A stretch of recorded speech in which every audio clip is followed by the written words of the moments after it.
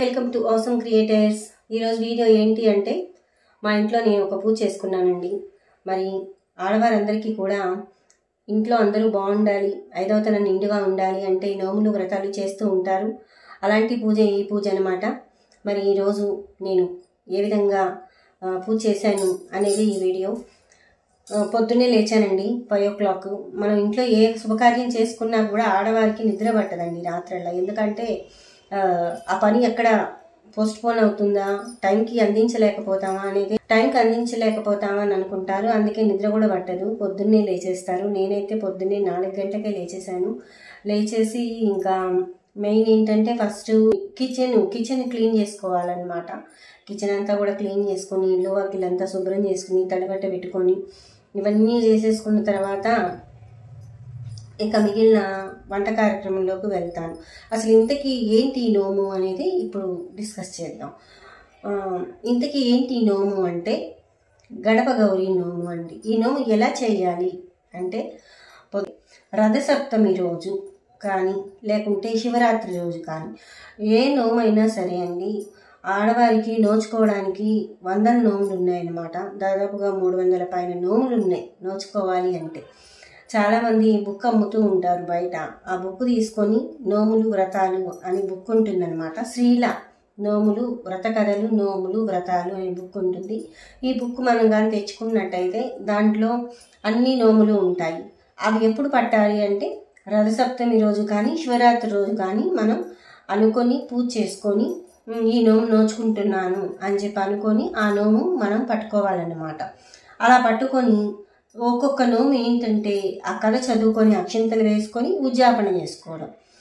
ఇంకొక రకం ఏంటి అంటే మనము ప్రతిరోజు ఇప్పుడు గడప గౌరీ నోము నేను నోచిన నోము అనమాట. ఈ గడప గౌరీ నోము ఏంటి అంటే ప్రతిరోజు మనం గడపకి పసుపు కుంకుమ పెట్టాలి. అదే ఈ నోము యొక్క ఫలితం అన్నమాట. ప్రతిరోజు గడపకి పసుపు రాసి బొట్టు పెట్టాలి. అలాగే చాలా నోములు నోచానండి నేను. 16 ఫలాల నోము నోచాను. అలాగే పువ్వు తాంబూలం, పండు తాంబూలం, కైలాస గౌరీ నోము ఎప్పుడో 15 ఏళ్ల క్రితమే నోచేసుకున్నాను. అయితే చాలా ఏళ్ళ తర్వాత గ్యాప్ వచ్చిందనమాట. ఈ గ్యాప్లో నేను మరలా రథసప్తమి రోజు గడప గౌరీ నోము, చిట్టి బొట్టు నోము 2. చిట్టి బొట్టు నోముకి నేను ప్రతిరోజు ఒక 5 మంది ముత్తైదులకు పెట్టాలి అని ఒక బుక్లో రాస్తున్నారు.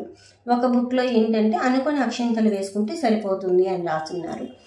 కాబట్టి మనం మెయిన్ మన సిద్ధాంతం ఏంటి అంటే మనస్ఫూర్తిగా అమ్మవారిని పూజించడం. అది మెయిన్ ఇంపార్టెంట్ అండి. ఈ వ్రతాల్లోనూ నోముల్లోనూ మనం చేసే యొక్క పని మనస్ఫూర్తిగా చెయ్యాలి, నిండుగా చేసుకోవాలి. అది ఈ నోముల యొక్క సిద్ధాంతం అన్నమాట. అయితే నేను 2 నోములు పట్టాను అనమాట. ఆ 2 నోములు కూడా మనం ఏంటంటే ప్రతిరోజు గడప గౌరీ నోముకైతే ఇలాగా ప్రతిరోజు గడపకి పసుపు కుంకుమ గంధం అలా పెట్టాలి.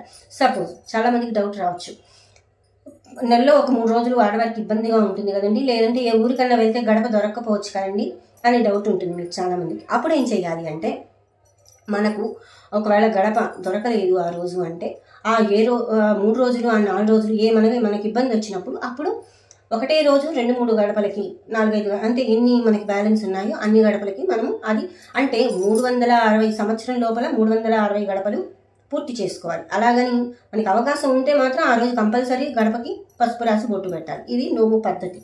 దాని తర్వాత ఏం చేయాలి అంటే 6 నెలలు మినిమం ఒక 6 నెలలన్నా గడిచిన తర్వాత ఉద్యాపన. మీరు ఇది కంపల్సరీ గుర్తు పెట్టుకోవాల్సిన విషయం ఏమిటి అంటే మనకి ఈ నోములు వ్రతాలలో ఉద్యాపన అనేది మనకి ముందుగా చేసేసుకుంటాం. అంటే పూజ అయిపోయాక ఉద్యాపన అనేది చాలా తక్కువ ఉంటాయి.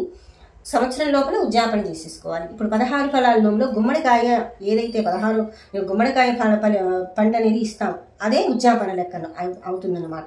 దాన్ని ఏం చేయాలి, పుట్టింటి వారికి అంటే మెయిన్ తల్లి ఉంటే తల్లికి, లేదంటే తోబుట్టువులకి, పుట్టింటి వారికి ప్రిఫరెన్స్ ఇస్తే చాలా మంచిది. కాబట్టి అలాగే నోచుకోవాలి. అయితే ఈ గడప గౌరీ నోము ఏంటి అంటే 6 నెలలు అయిపోయింది. శ్రావణ మాసం మెయిన్ ఏంటంటే మనకి శ్రావణ మాసం మంగళకరం అనమాట. మంగళగౌరీ నోములు అయితే ఏంటి, వరలక్ష్మి వ్రతం అయితే ఏంటి, దసరాలలో శ్రావణ మాసంలో ఎక్కువగా ఈ నోములు నోచుకున్న వారు ఉద్యాపన చేసుకోవడానికి ఎక్కువ ఇంట్రెస్ట్ చూపిస్తూ ఉంటారు. ఎందుకంటే అవన్నీ కూడా మంచి రోజులు. కాబట్టి నేనైతే ఇంకా శ్రావణ మాసం కాబట్టి ఈ శ్రావణ మాసంలో మొదటగా వచ్చినటువంటి శుక్రవారం తర్వాత శనివారం ఈ నోము అనేది నేను వేయడం జరిగిందనమాట. అయితే పొద్దున్నే లేచేసి ఇంకా వంటలు, ఇంకా ఏంటంటే మెయిన్ ఏంటంటే ఆ వచ్చిన ముత్తైదులకి, ఇప్పుడు వచ్చిన ముత్తైదులందరికీ కూడా మన శక్తి కొద్దీ భగవంతుడు లేనిది తెచ్చిపెట్టు అని చెప్పి ఎప్పుడు కూడా అనరండి.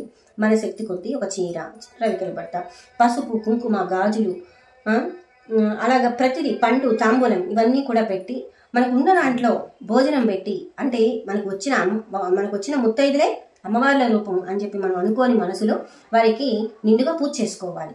దీన్ని మనం సుహాసిని పూజ అంటాం అన్నమాట. సుహాసినులు అంటే ఎవరో కాదండి, ఆడవారే, మనమే. కాబట్టి మనం ఎవరినైతే పిలుస్తామో వాళ్ళని మర్యాదపూర్వకంగా వారికి అన్ని పసుపు, బొట్టు, అలాగే తాంబూలము, చీర అన్నీ ఇచ్చి వారిని భోజనానికి ఆహ్వానించి భోజనం పెట్టి వాళ్ళ ఆశీర్వచనం అనేది మనం తీసుకుంటే అప్పుడు మనకి ఇంట్లో అన్ని శుభాలు జరుగుతాయి. అలాగే ఇల్లు ఎప్పుడు కూడా మనకి ఇంట్లో ఎటువంటి ఇబ్బందులు ఉండవు. అలాగే లక్ష్మీ అనుగ్రహం అనేది మనకి ఉంటుంది అని చెప్పేసి ఎప్పుడైనా మీరు గమనించండి. ఇంట్లో దీపం పెట్టుకోవడం, అలాగే ఇలాగే పూజలు పురస్కారాలు చేస్తున్న ఇంట్లో దాదాపుగా ఎటువంటి ఇబ్బందులు అనేది కలగవు. ఇంకా మరీ ఇబ్బందులు అంటే మన పూర్వజన్మ సుకృతం అనేది ఒకటి ఉంటుంది కదండి, అది ఎవరైనా అనుభవించవలసిందే, అది తప్పదు.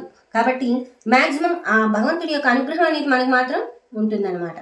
అయితే నేను మొత్తం ఈ చిట్టి బొట్టు నోముకి 5 మంది ముత్తైదులు కావాలి, గడప గౌరీ నోముకి 1 ముత్తైదు నేను ఎంచుకునేవాళ్ళు. మరి అలా అనుకొని ఈరోజు నేను వారందరినీ భోజనానికి పిలిచాను. 6 మంది ముత్తైదులు భోజనానికి వచ్చారు. అయితే వచ్చిన వారందరూ కూడా చక్కగా లలితా సహస్రనామం పారాయణ చేశారండి.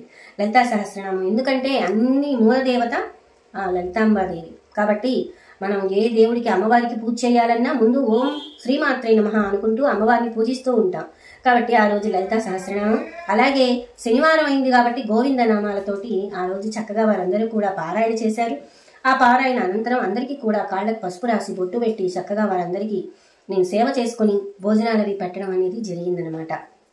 మరి ఈ విధంగా చిట్టి బొట్టు నోముకి ఏం చేయాలి అంటే, చిట్టి బొట్టు నోముకి ఏంటంటే బొట్టు, మనం పెట్టుకునేటటువంటి బొట్టు బంగారు బొట్టు ఇవ్వాలి. కథలో అయితే బంగారు బొట్టు రాస్తున్నారు, కానీ అందరికీ బంగారు బొట్టు ఇచ్చే స్తోమత లేదు కాబట్టి నేనేం చేశాను అంటే బంగారు పూసలు.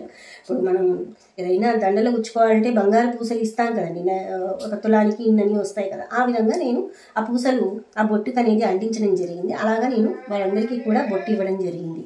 అలాగే గడప గౌరీ నోముకి 1 ముత్తైదు, ఆవిడకి నిండుగా 1 ప్లేట్ నిండా గాజులు ఇచ్చి అటు తర్వాత చీర, అలాగే పసుపు, కుంకుమ, తాంబూలం ఇవన్నీ పెట్టి ఇచ్చానమాట. మరి ఈ విధంగా నేనైతే నోము అయితే కంప్లీట్ చేసుకోవడం జరిగిందండి.